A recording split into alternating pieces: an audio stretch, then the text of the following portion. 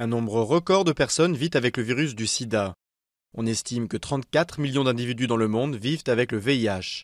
Parmi eux, 3,3 millions d'enfants, dont 94% en Afrique subsaharienne. Cette région du monde reste en effet la plus durement touchée par l'épidémie. On y trouve près de 69% de toutes les personnes atteintes par celle-ci dans le monde.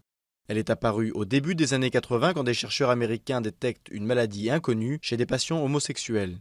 Le virus est isolé en 83 et en 84 par deux équipes, en France à l'Institut Pasteur puis aux États-Unis. En 91, le cap des 10 millions de personnes infectées par le virus est franchi. Cette même année, le ruban rouge est adopté comme symbole international de sensibilisation à la maladie.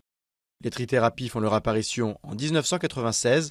La progression des traitements qui a fait baisser le nombre de décès à 1,7 million par an et les résultats cliniques récents qui montrent l'efficacité des antirétroviraux pour prévenir le risque d'infection chez des sujets séronégatifs laissent penser qu'il est possible d'accélérer la diminution de nouvelles infections.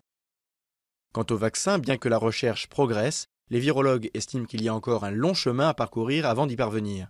Mais malgré ces avancées et le rythme actuel de baisse du taux d'infection, moins 22% en 10 ans, la fin de la pandémie reste un objectif très éloigné.